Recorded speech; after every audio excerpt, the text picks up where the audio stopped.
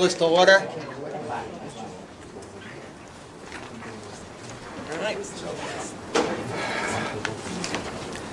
First thing I'd like to do is I represented the region at the wake for Greg Taormina, and just can we have a moment of silence for Greg? Did a lot for the community and EMS.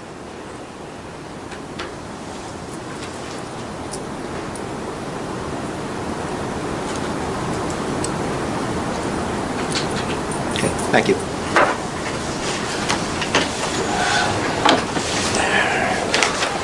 Okay, so treasurer roll call. Hang on 1 second. I'm sorry. Thank you. Couldn't see it. Nick? Okay, Dutchess County, Nicholas Trio, present. Dave Violante, Joan Siebert, Present. Tim Murphy, Dee Sagendorf, Present. Pete Chanel, Guy Carpico. Orange County, Joan Cheney, Ben Conquest, Here. Dave Grass, Here. Israel Knobloch, Here. Terry Barbie, Frank Castanite, Michael Bigg. Here. Putnam County, Robert Cuomo, Here. David Jacobson, Here. Matthew Bondi, Denise Montana, Here. Rockland County, Kim Lippis, Nick Rusieski, Tim Egan, Here. Desiree Leone, Glenn Albin, Here. Teresa Hamilton, Present. Neil Dayan, Present. B.J. Leidner, Here. Sullivan County, Abby Bachman, Here. Neil Mehta, Here. Heidi Stack, Mike Bruce, Mark Strauss, Ulster County, Richard Parrish, Here. Kelly Nelson, Dorothy Balin, Here. Timothy Mitchell, Here. Lisa Servino. 1, 2, 3, 4, 5, 6, 7,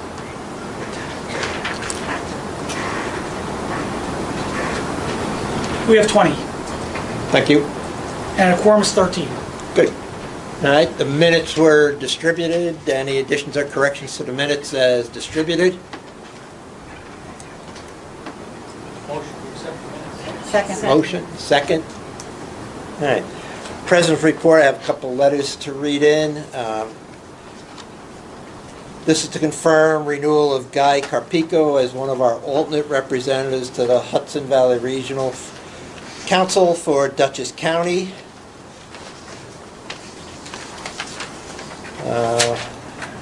Putnam County, please be advised, the Putnam County EMS Council has appointed Robert Cuomo as delegate for our county. He can be reached at.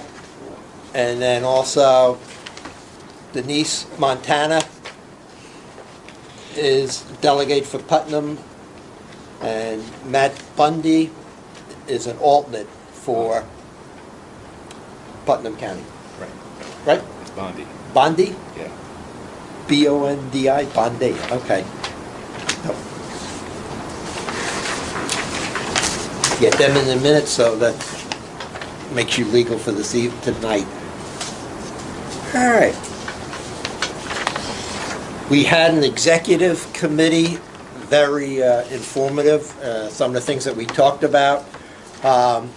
Committees, we're going to be looking at committees to be more active, so every member of the council is expected to be on a committee, and when you're on it, we expect it to be productive. We're looking at possibly moving some of the executive committee meetings more often between meetings, doing them by WebEx, conference call, that type of stuff. All right, and we'd like each county council to go back and look at their representation and consider bringing on a non-EMS related, somebody from the community. Let's get a feel for what the community thinks about EMS, and get them appointed to this committee. Some of the thoughts were legal groups, banks, community groups, that type of stuff. So we get other opinions, not just EMS opinions on the council.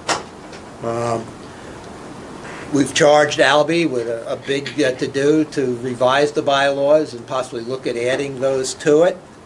One of the things that we're looking at is a thing called Constant Contact mail server, so that we can get more information out on a more timely basis. All right. A BLS protocol committee. We need to get BLS more involved in what the region does. You know, everybody looks at us, oh, we're ALS. And a lot of the BLS agencies look at us as we're punitive. We're not. We're here to help. And BLS has got some issues, and we need to, as a council, look at what we can do to improve their services and work with them. Staffing issues, essential service, stuff that Albee talked about at the legislative meeting, all right? Leadership training, a lot of discussion on that. That's something that is going to be an active to-do going forward, that we need to come up with some Leadership 101, basic training for our providers out there. Along with the BLS provider issues, ALS dependency. I see it, and I'm sure other counties see it.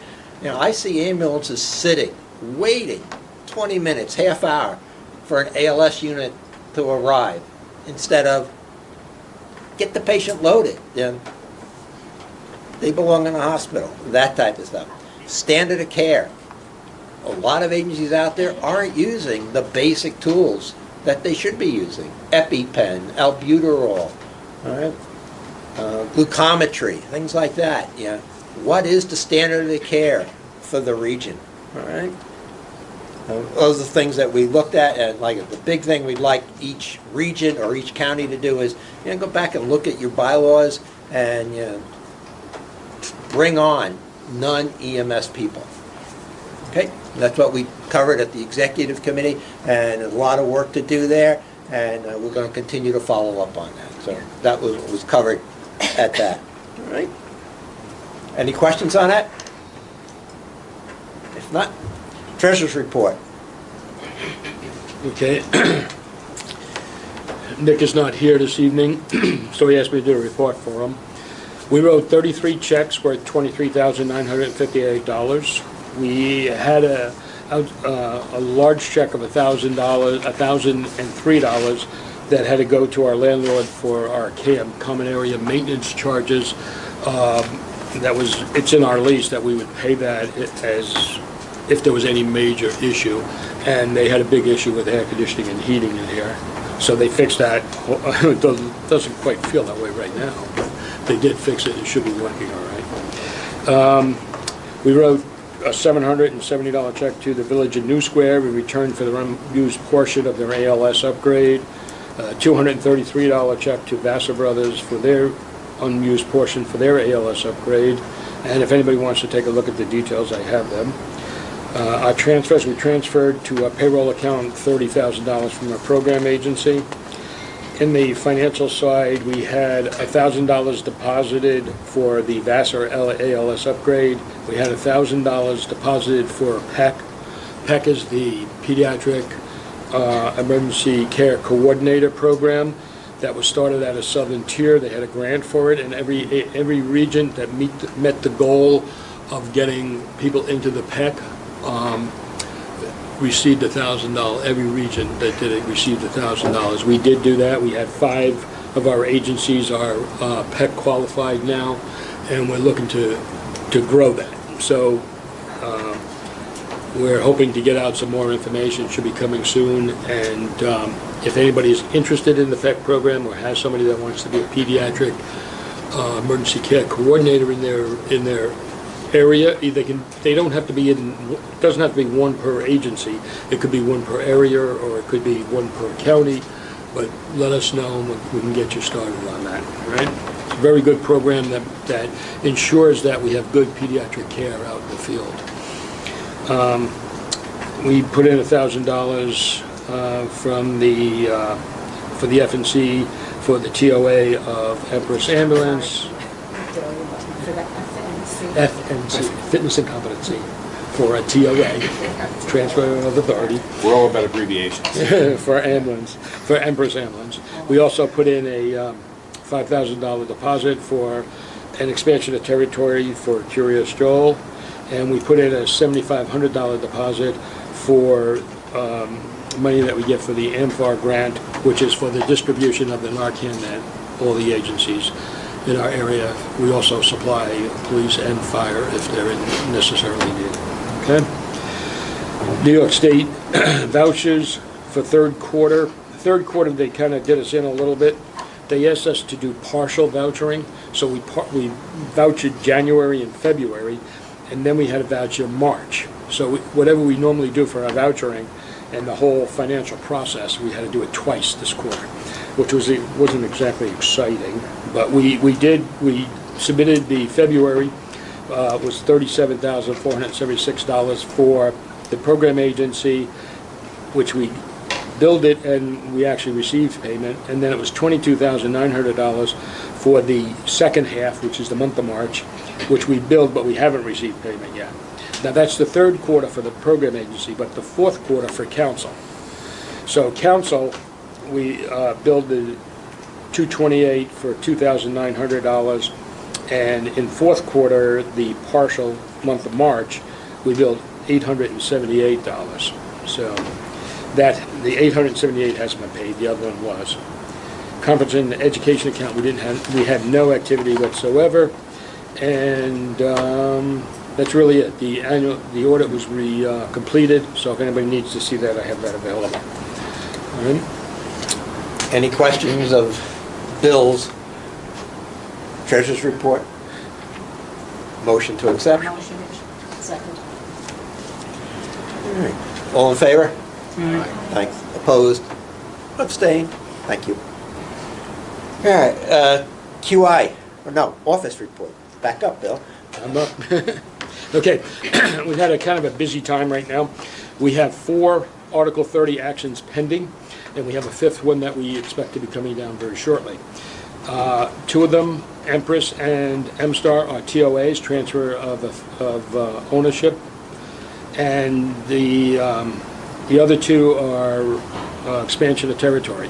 The first one is the New Windsor expansion, which we voted on a year ago, probably, into Cornwall. It has been submitted to the New York State ALJ's office, and the ALJ has asked for briefs on both sides, and hopefully that the Bureau of EMS is anticipating that the results should happen sometime in the summer and should be brought to the HVREMSCO meeting in September.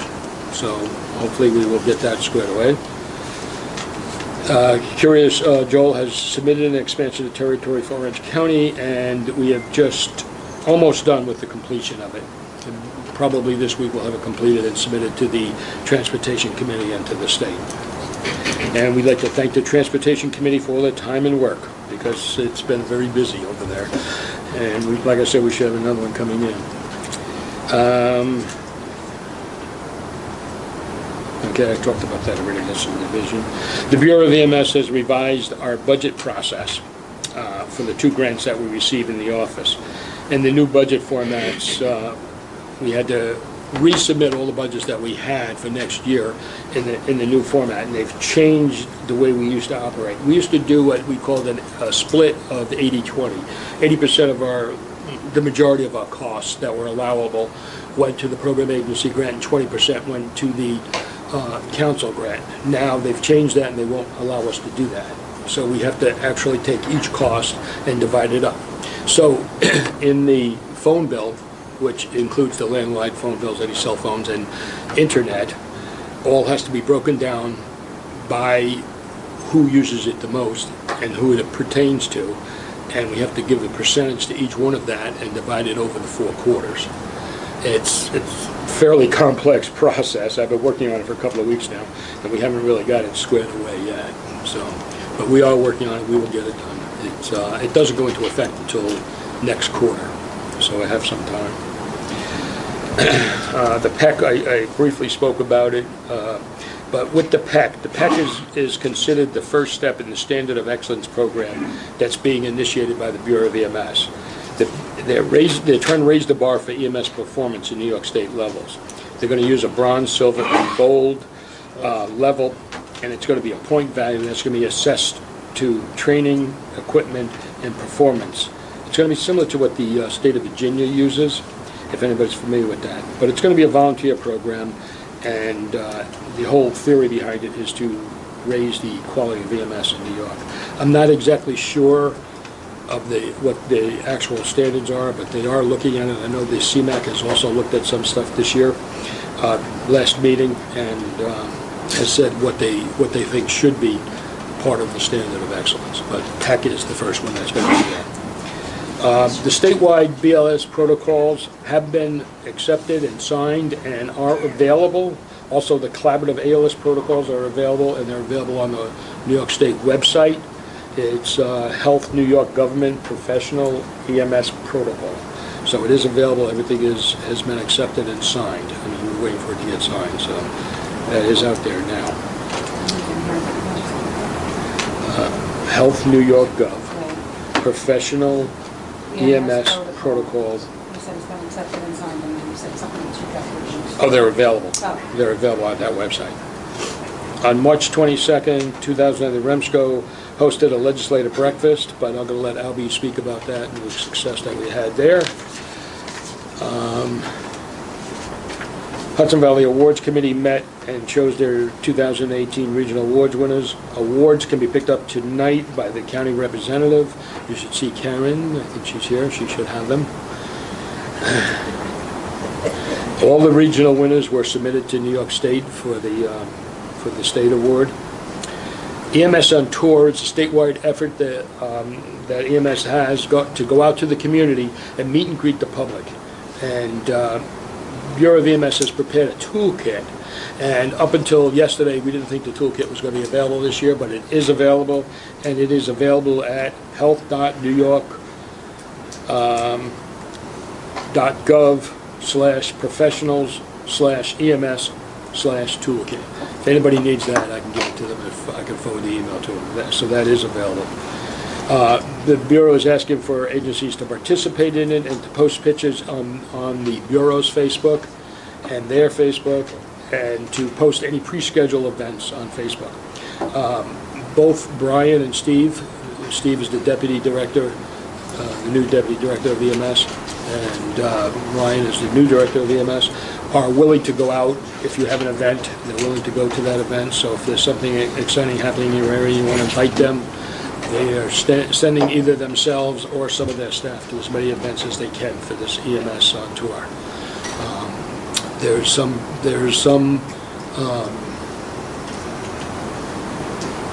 daily planners if you want to get them. I can pass them on to anybody that's interested in doing something.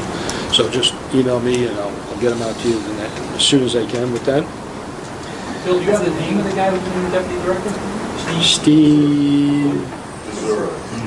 Yeah.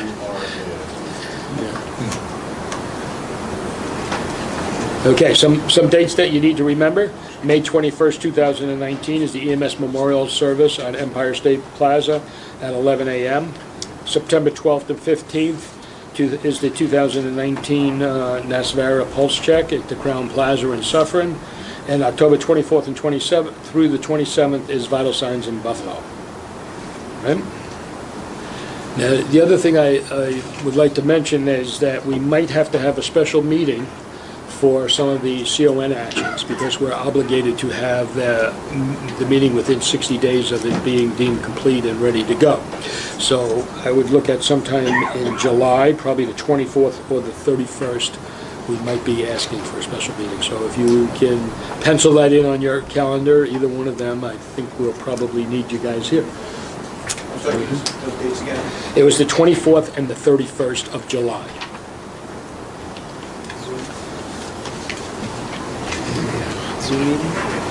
No, it can't be. It has to be an in-person meeting because we need a roll call vote on You need a bylaw change? It's a state law change, not a bylaw. Anything else? That's it. That's all I have. Okay, any questions, Bill? If not, Jeff?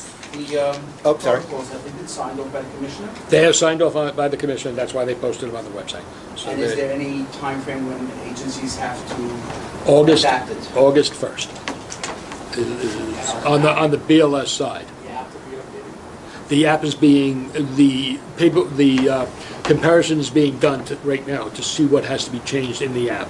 We're hoping that the app will be updated by that point in time.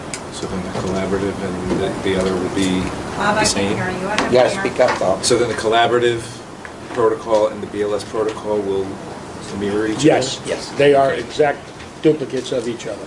Okay. All right, Jeff, to you. Okay, the move to NEMSIS 3.4 is on track. Per the state, that must be finished by December 31st at 1700, because on January 1st, we start the move to 3.5, which is not going to be that significant. It's going to be a lot of bug fixes. Daily, I receive 6 separate reports from ImageTrend, which I have to go back and check each agency for each specific category that they're looking at.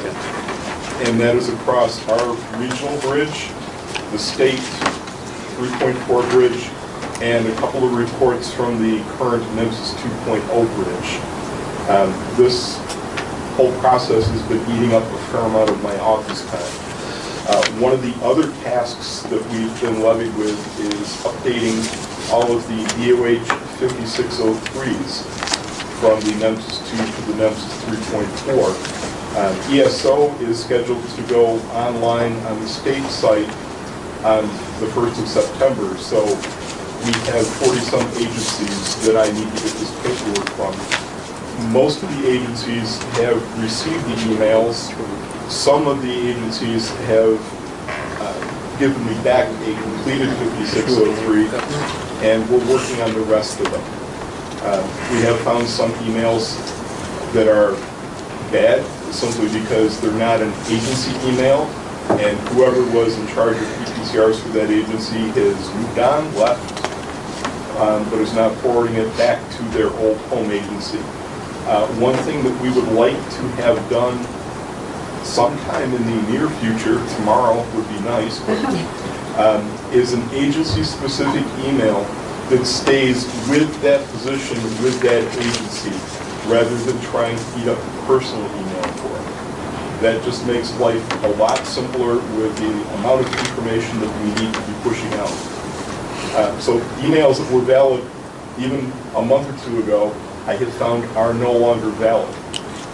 And the same with shipping addresses. If you're participating in the Narcan program, make certain that our UPS shipping address is accurate.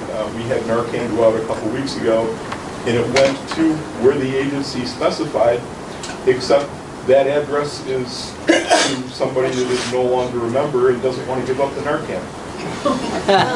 And when you consider the actual cost of the Narcan dose being $100 a box, that's $800 to $1,000 that agency has essentially lost.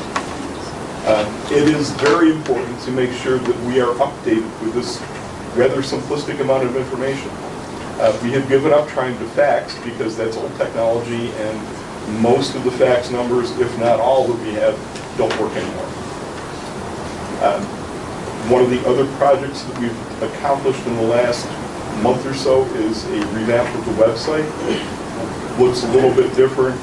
I think it works a little bit smoother. It's a little bit better as far as using it as a mobile application.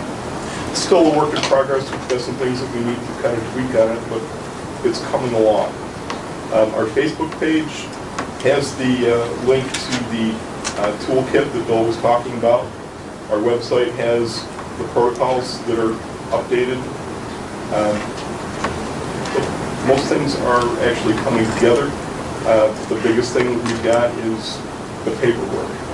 So if you can go back to your agencies, talk to whoever does EPCRs, even if you're not an ESO client, I still need updated 5603s for pretty much everybody that's electronic. Don't put a start date in there. The state will take care of the go live date. And I think that's about it for now. Questions? You said the 5603s are on your website? Or? They are. Oh, sure. Question for you, regarding RSI, is there a reason doing a study on first pass success or anything further? I know it's scheduled on the RSIs, but I'm just wondering, we were talking internally about what's the trends and if RSI has been pretty successful. That's a really good question. And because I have you on our ESO regional bridge, across the board, it's a little bit better than 97% for first pass success. So no issues with that.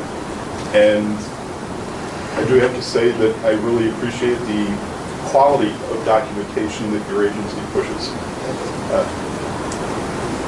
Even with a couple of misspellings, the documentation is superb.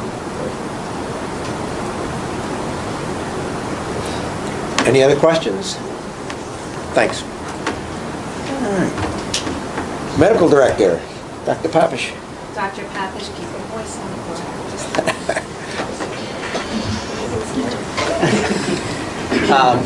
I don't think, we haven't had a meeting. The REMAC hasn't met since the last HVREMSCO meeting. The only thing comes to mind, last week at the same time as CMAC, there was the inaugural meeting in Albany or in Troy of the National Association of EMS Physicians, which you might not be so interested in, but the inaugural meeting of the New York chapter. It's an organization, I don't know if you've ever seen it seen their website. It's a national organization composed of EMS-trained, fellowship-trained physicians that do put out guidelines, policy statements, and research publications on EMS medicine. And they have a lobbying arm. And there's no, unlike the official bodies, the HVREMSCOs and the REMACs, there's no ban on lobbying from their perspective. So they're going to be looking for professional members soon. Keep an eye out, or an ear out. But if you're interested at all in looking at their stuff, their website is, just Google NAEMSP.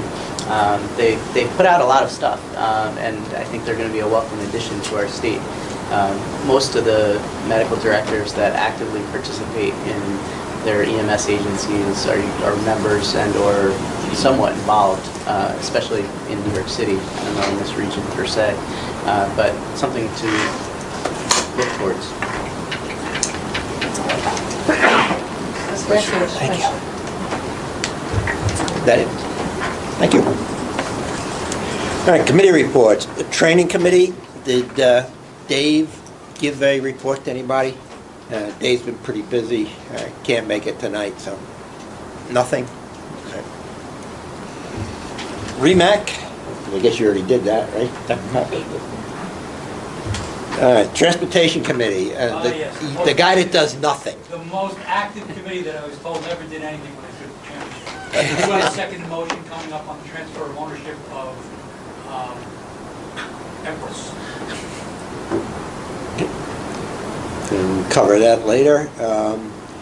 Public information, nothing from Desiree.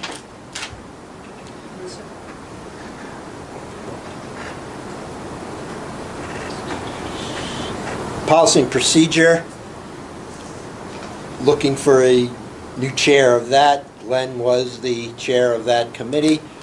Have a policy to read and then we'll take the vote on that. Intra-bank funds transfers. The primary goal of this policy is to ensure that the intra-bank electronic funds transfers, EFTs, are initiated, executed, and approved in an appropriate manner. This policy establishes requirements with respect to intra-bank EFTs. This policy is not applicable to interbank EFTs. At the time of creation of this policy, EFT transfers are between HVREMSCO accounts, program agency, payroll, council. If this changes, the policy should be reviewed. Requirements. Any two check signers need to approve the intra-bank EFT, including the specific amount to be transferred. Procedure. A request for funds transfer is initiated by any of the check signers or the executive director or office staff by email. A request initiated by an authorized check signer implies approval of such transfer. A second authorized check signer should reply to all with an approval or disapproval.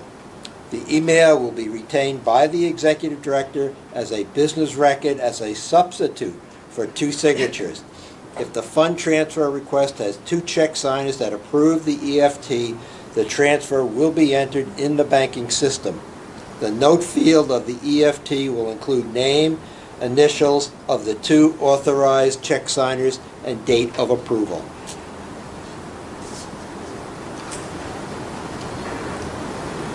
So, need a motion to accept that?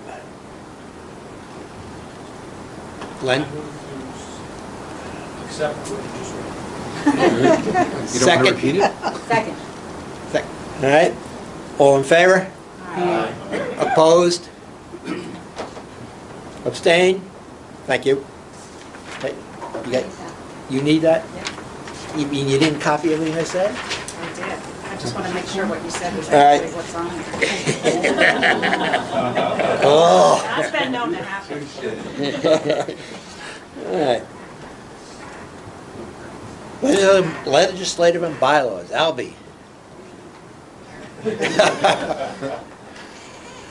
If not the busiest committee, this, I'm not finished, this period, the second busiest committee. Okay? All right, Glenn? That's good. All right. For those of you that do not stay on top of legislative issues and the political arena, I must share with you some of the things that transpired over this past period of time. Some of you may be aware, hopefully all of you do now, that your governor has proposed tremendous budget cuts to healthcare, and in particular, the EMS industry. I was proud to be the MC of our legislative breakfast, where we brought up some talking points, the most important of which was the budget cuts that he proposed, which was really the crossover payments for Medicare and Medicaid. So that you understand quickly, briefly, that since 60 to 70% of the work that we do is the Medicare recipient, his proposed budget was to cut the crossover, the Medicaid portion, which is 20%. That 20% would have devastated our industry. The work of the region through that breakfast, we had approximately 70 people that were present, and we spoke about that issue and urged everybody to contact their legislators and contact their friends and family members to push this issue. And now, with the help of Tim Egan, who is now part of the legislative committee, he's also a board member of Onion, United New York Ambulance Network. Through his push at the state level, we victored. And that proposed budget by the governor was destroyed. Thank God. You really have to understand the import of that issue. And we're proud to say that the EMS community pulled together and we victored. There were other points that were raised. Another one that is now gaining some real strength is direct payment. Those of you that are billing agencies, which probably is the majority of the people in this room, volunteer, commercial. If we do a car crash, we do a correction officer that has Empire Blue Cross, the checks go directly to the patient, and we don't see it. It is not a crime for them to keep it. We tried that route. So there has been movement for several years now, but it is now gaining more strength this year through the work of Ms. Farah, as well as Onion, and moving that forward. There is support both of the Senate and the Assembly and our state to move this forward. This way we get direct payment on those issues, because there are people that use that loophole, especially at Christmas time, when they go to the hospital several times before the holiday, and they get lots of money to buy gifts for kiddies. We must change that. The lobbyists for the insurance industry are strong. And we're going to be stronger, and we'll victor in the long run. So I'm very proud of the legislative breakfast that we had. We discussed many, many items. People moved ahead, and we got a lot accomplished. Our chairman just told us that we're going to be looking at the bylaws, revamping some things, changing some language, looking at the committees, where everybody must participate in committees. So between now and the next regional council meeting, the legislative committee, which is Israel, and Tim will be meeting and come before you the next meeting, hopefully some suggestions. Thank you. Yes. I'm hearing through the grapevine. Teresa, raise your voice. I'm sorry, I'm trying. That's okay. I'm hearing through the grapevine that the direct payment is being attached to 209B. Is there any rumor, any truth to that rumor, or should I? There is truth to the rumor. Tim, would you like to pipe in? Sure. There's been some high-level discussions between chiefs, Bazzi, us, you guys, and others in the community to work out a compromise. There's been some suggestions. There's been nothing more than suggestions and unofficial conversations. No committee meetings, nothing like that. The thought, the fear, quite frankly, is that 209B is going to pass this year. Simply because of the strength of the argument and the strength of the fire lobbyists, specifically from Chief McBasil, and that it's going to pass whether we do something or not. So the thought is that, and this is just a thought, again, in conversations, there's no official dialogue on this. The thought is that since we think it is going to pass, or if it is going to pass, maybe we can get something out of it. So if we can tie direct payment to 209B and say, well, all right, fine, you get that, but we get this, and only if we get this, then that might go forward. I don't know. I haven't seen any bill language yet, but I know it's being discussed. Can someone get more information on that to the Well, rest as it comes out, I mean, there is no further information Okay. on that yet. I mean, that's it. What you've heard is the latest that I've heard. There's no bill language yet, nothing like that at all. As soon as bill language comes out, I'll be sure to pass it. Albie will know, and I'll pass it up to you guys and you can disperse it to the region. The session's winding down to a close soon, so if something's going to happen, it's going to happen soon. And also, with regard to what Albie was talking about earlier, with regard to the Medicaid crossover cuts and the supplemental payment cuts, we won this year, but do not at all be surprised if it comes back next year. It's coming again. So everyone keep your ears peeled for that. Thanks, good information. All right, let's see. EPCR committee, we still carrying that, or is that There's nothing going on right now, nothing? except asking Anything people to we should sign. be doing, Jeff? Not at this point. We've only got, I believe right now, 27 agencies that are not electronic, which represents about 6,000 paper PCRs a year. So it gives us 98% of our data being delivered electronically. You said 27 agencies that are not? That are not. Not. Send Okay. out a shaming list. All righty, Tim, anything on community paramedicine?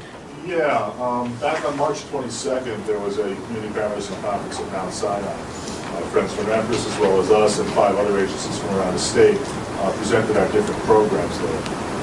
The big take, and we've talked about community paramedicine at length many, many times, so I'm not going to get into a whole thing about what it is and all of that. But the big takeaway that I can leave here is that Ryan Greenberg gave a keynote at the end of the conference.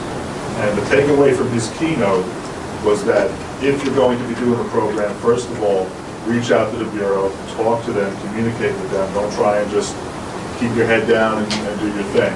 But the biggest and most important thing was don't schedule business.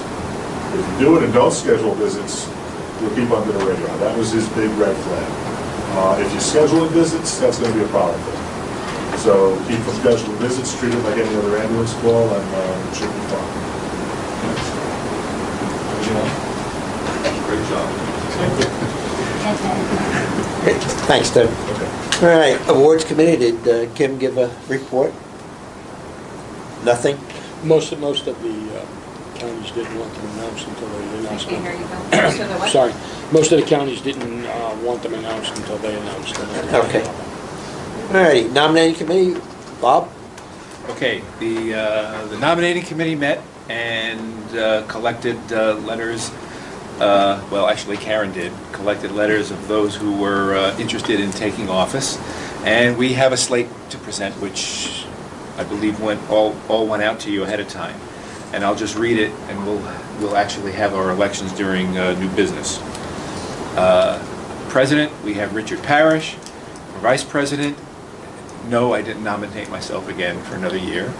I'm not going away, but it's time for somebody else to take the reins. So Vice President, we have David Grass. For Treasurer, we have Denise Montana, and that was pending her appointment, or her conversion from alternate to delegate from Putnam County, which was done tonight. Okay, and for Secretary, Nicholas Trio, and that is the slate. Under new business, that'll be opened up for any further nominations and vote. EMS Council, I don't think anybody except you all attended it. Yeah. I was out of town, Dave was out of, and both Daves were out of town, right? So. Yeah. Well, Dave Violante was supposed to send me the minutes of what he had, but I think he was going to get them from Mike Beninati, but he didn't.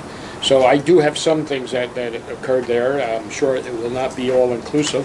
So if anybody that was there and wants to participate, that would be more than happy. The Bureau of EMS is starting to do a lot more with electronic forms.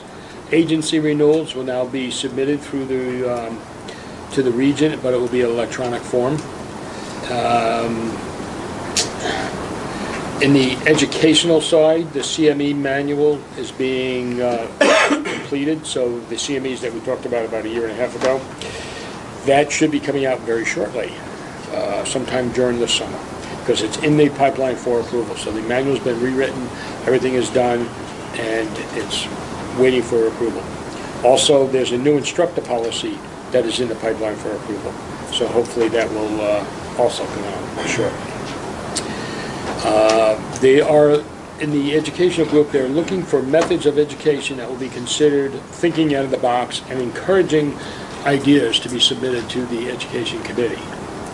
So one of the suggestions would be something like, instead of doing 20% online, you might be able to do 50% online. They're also looking that you don't need to have a CIC in your remote site. A CLI or maybe somebody else will be sufficient. And that all will be worked out individually right now, but they will come out with some policies on that. The medical verification forms that are filled out by the agencies will be coming to the region for approval, because they want to make sure that the adjuncts that the agencies check on those boxes they actually have the paperwork on file for them, and that they are approved to use them by the REMAC. The Bureau of EMS is creating a learning management system, and it has been put out for RFP. It hasn't been awarded yet, but they expect that they should have that in place anywhere between 12 and 24 months from now. And the regions will have access to that, and agencies will have access to it, so that they can put up training modules that can be seen by other agencies and other groups. There was 4 actions taken by the CMAC and passed on to the HVREMSCO in the past. One was the New York City Task Force protocol for working in a warm zone, and that was those protocols were accepted and passed by everybody. The statewide BLS protocol change was submitted to change hospital to facility, so that in the future, the agencies can go to alternate facilities and alternate destinations. So it's been changed in the protocol. It hasn't been changed in the law yet, but when it does come, the protocols will be ready. They changed the collaborative protocols, the collaborative BLS side of the protocols, to match the New York State BLS protocols. So they will be mirror images, and the collaborative BLS protocols will probably be absolved, and it'll just be called the state BLS protocols. And the fourth item was that the formulary can be modified by regional level depending on the need for drug shortages. And the way it was worded was regions may make changes to the formulary, including concentration, route of administration, and medication substitution as needed. But when that is done, the Bureau must be notified. So if for some reason on REMAC we're having a problem getting a drug in our area, the REMAC can make a substitution on it as long as the REMAC notifies the Bureau of EMS. And it's reasonable, I guess, on their part. You hear that? The state is trying to put together a benchmark for their program. I forgot what the name for the performance program, and the 7 things that they were using to start with, or what they wanted, or what the CMAC picked, was stroke patients to a stroke center, glucometry and glucose being used in proper time, intubated patients that have waveform capnography, trauma patients transported to the proper trauma center, percent of opioid overdose patients that have RMA'd, cardiac arrests that result in ROSC, and chest pain with 12 lead EKGs. And what the state is doing now is looking at the data on that to see if those are be measurable points that they can use to see how the system is doing and see where the improvements can come out of the New York State EMS system.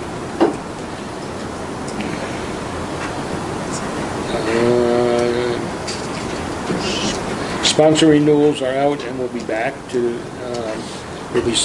should be sent back to the Bureau of EMS. The UCB, National Constructive Policy. One of the things that was discussed in detail, which might be of interest here, is the AEMT curriculum was discussed pretty extensively at the CMAC concerning the use of some of the procedures that New York State is above the national standard, and bringing the AEMT level back to the national standard. And that one of them was intubation, and with the amount of calls that they had, AEMTs performed 77,000 calls, and I think it was like 270 of them were intubations. So there was concern about the level of skill at the AEMT level with intubation, and whether or not it was the right skill to be using. So there's going to be some more discussion on that. The whole process was tabled, and none of those changes were accepted by the CMAC. The CC to paramedic bridge, which really doesn't affect us too much, but some people might be interested in it, is a program that's done at Northwell Health, and it's for critical care to become a paramedic. It's a full-fledged class, several hundred hours, and very difficult from what I understand, but they had 102 people in the program, and 100 of them have completed the first task successfully.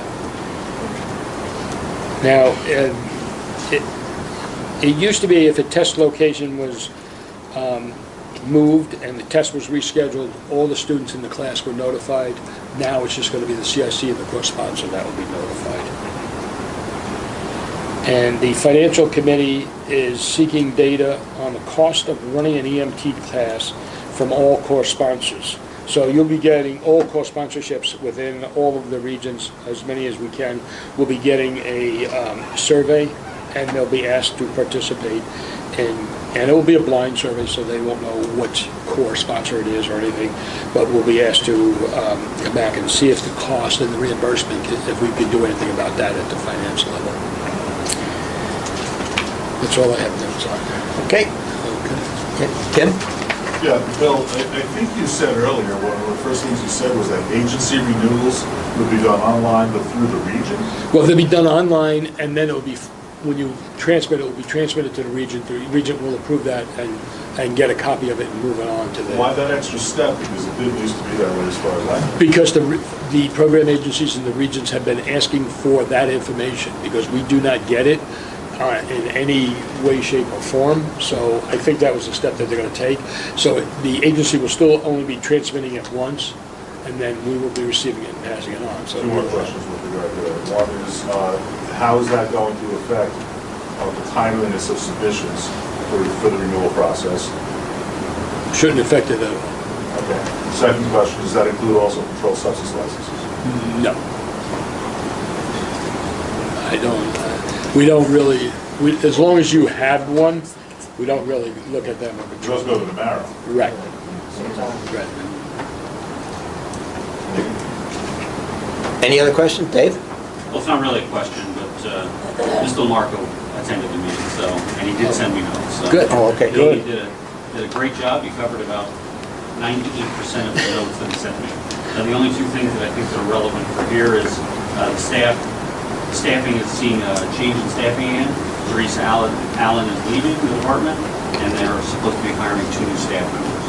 So that changed the dynamics inside the office. The only thing that was relevant here, I'm going to assume there was a discussion about spinal motion restriction issues. Yes. Because his notes here say spinal motion restriction issues have risen in crews took inappropriate action, walking patients into EDs with seat collars on. This will be addressed in a video skit and will be addressed during the protocol rollout. Otherwise, these notes were spotted. Thanks for the additions. Anything else? If not, all right. That was it? Oh, on the, I'm sorry, go ahead. There's been a lot of talk about the number of hours for research. Is that still, has that been firmed up, or is it? The CME program? The CME program. As Bill stated, they're revising that pamphlet and Still they, revising? yep, has not been published yet. But it is. But it's been approved. It hasn't been approved. Oh, it yet. hasn't been approved? It's in the process It's of in the being process. approved. So it's done, it's revised, it's ready to go. Now it's in the, whatever that approval process might be. And EPA, there's a lot of people that... They're talking sometime in the summer. The summer?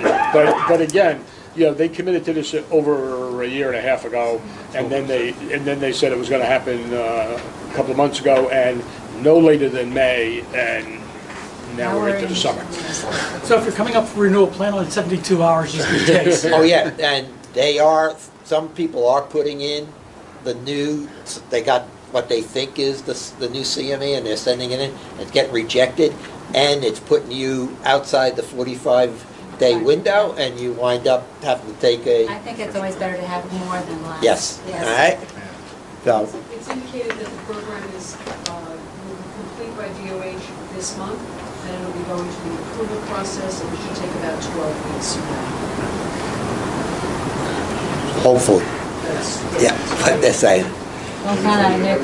All right, we've done the transfer awards committee, policy and procedure for them, anything? We have a draft of it, but it's not ready for Not for that? prime time yet. All right, again, did Dave leave a report for the summit meeting? Nope. All right, the legislative breakfast, Albie, you covered pretty much that? Do we have that spreadsheet? Legislative, I do want to thank the regional office for making it very successful. Thank you. Yeah, but a lot of effort was put in it, thank you. All right, and the new business, let's get with the transportation committee, we'll get you going. Okay, we have a second motion for the transfer of ownership of Empress Ambulance, essentially transferring the ownership to an LLC, which so the original owner is part of that LLC. We have found no problem. I believe the comments was done by the state. So- Glenn, you gotta keep your voice up. Sorry. So the fitness and competency was done by the state, they had no problem with it. We voted to approve it. So it's coming up as a second motion. All right, second motion, any discussion on the motion? If not, it's a roll call vote. So, Have any representatives come in since I took the original roll call? I've got you, Tim, thank you. Okay, roll call. Nicholas Trio, yes. Joan Siebert, Yes. Tim Murphy, Yes. Dee Sagendorf, Yes. Ben Conquest, Yes? Dave Grass, Yes. Israel Knobloch, Yes. Michael Bigg, Yes. Robert Cuomo, Yes? David Jacobson, Yes. Denise Montana. Yes. My apologies. Tim Egan, Yes. Glenn Albin, Yes. Teresa Hamilton, Yes? Neil Dayan, Yes. B.J. Leidner, Yes. Albie Bachman, Yes. Neil Meadow, Yes. Richard Parrish, yes. Dorothy Balin, Yes.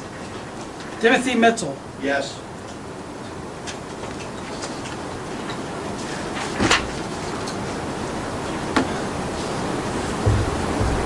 #21 yes, 0 no. Motion passed, thank you. Thank you, Glenn, for your efforts. All right. Yeah, like you've got a lot more to go. All right, 2 letters were sent out for expiring of delegates. Ulster County's got 1, Kelly Nelson, and Orange County has 2, Joanne Cheney and Terry Barbie. They need to reappoint. All right, so the last thing on the agenda is election of officers. Turn that over to Elections. the nominating committee. Okay, here we go. So, like I said before, already read the slate. What we're going to do is we're going to take them one office at a time.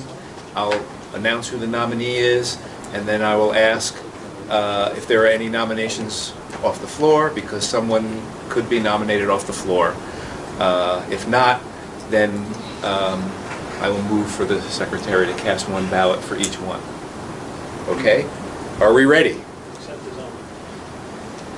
Well, that's a good question. How do we, could you cast the... The president would have to cast Okay. that vote. Okay. So are you ready? I can't vote on the first one. Who said you're going to be the first? That's what he... No, you would only vote on Yeah. this, you would only cast the vote for the secretary. For the position. secretary. Oh, yes. Yeah, I think you should be the grand finale, so I'm going to save you for last. Gee, thanks. Yeah. All right, so for the office of secretary, the nominee is Nicholas Trio. Are there any nominations off the floor for treasurer? I mean, for secretary. I'll get to you. Are there any other nominations off the floor for secretary? And are there any nominations off the floor for secretary? Yeah, I know, it's got to be done 3 times. So after the third, are there any nominations off the floor? Hearing none, I move that the president cast 1 ballot for the office of secretary. Is there a second? Is there a second? There is a second. There is second. I second. Somebody has to second it. Right. Yes. All right. Okay. I'll cast that ballot. Okay. Any? All in favor? Aye. Okay. So you cast the ballot. I did. Good. All right. For the office of treasurer, we have Denise Montana. Okay. Sure you know what you were getting into? No, I'm just kidding. Yeah. Okay. Are there any other nominations off the floor for the office of treasurer? Any other nominations off the floor for treasurer? Any other nominations off the floor for treasurer? Okay, hearing none, I move that the secretary cast 1 ballot for office of treasurer for Denise Montana. I'll second that motion. Second, all in favor? Aye. Okay. For the office of vice president, nominee is David Grass. Are there any nominations off the floor for the office of vice president? Any other nominations off the floor for vice president? Any other, love saying it 3 times. It's like, right? Any other nominations off the floor for vice president? Hearing none, I move that the secretary cast 1 ballot for David Grass for vice president. Is there a second? I'll second that. I'm sorry, who was that? There was one. Okay, all in favor? Aye. And for president, the nominee is Richard Parrish. Are there any other nominations for president? Any other nominations for president? Are there any other nominations for president? Hearing none, I move that the secretary cast 1 ballot for Richard Parrish for the office of president. Is there a second? Second. All in favor? Aye. So be it. So be it. We have our officers. Congratulations. Thanks, Bob. And I'm off the hook once again. Yep. Yes. And again, and I said this last year, it's time for some other people to start bubbling up. Yeah, I I do mean- not want to make this a permanent career. We Yeah. need other folks to get involved. As I mentioned when I opened it up, was a lot of things that we need to get involved in. And I'm looking for this council to get involved. You've been elected by your county as the leaders. We need to move this forward by county, all right? Got to get involved, and there's a lot of things happening in EMS, as was mentioned with the different legislative stuff. We've got to get out there. We've got to get out to our county legislatures, our towns, different meetings. Let them know who we are, what we're doing. All right? Thank you. Any other business to come before? I think I got everything. Elections, delegate, that's it. Any other business to come before the council? If not, a motion's in order. So moved. Second. Motion to adjourn. All in favor? Yeah, All right. Thanks, guys.